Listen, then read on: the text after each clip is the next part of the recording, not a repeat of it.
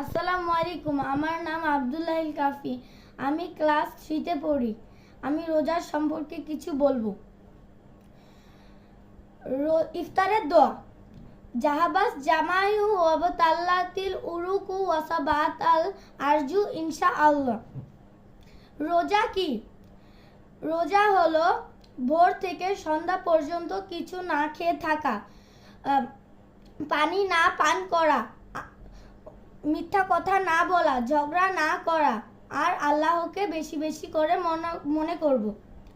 রোজার কিছু নিয়ম। রোজা রাখলে নামাজ পড়তে হয়, দোয়া পড়তে হয়, কোরআন পড়তে হয়। রোজা রাখলে রাইয়ান নামক একটি সুন্দর দরজা দিয়ে ঢুকতে পারা যায়। রোজা রাখা কেন দরকার?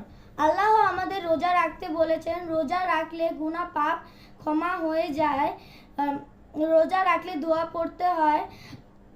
রোজা রাখলে রাইয়ান নামক একটি সুন্দর দরজা দিয়ে ঢুকতে পারা যায়।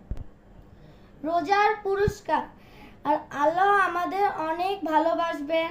কিয়ামতের দিন নিজ হাতে পুরস্কার দিবেন।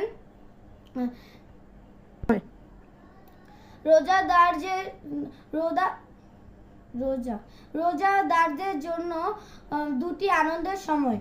যখন ইফতার করবে তখন অনেক আনন্দ, আর যখন জান্নাতে প্রবেশ করবে সবচেয়ে তখন আনন্দ পাবে।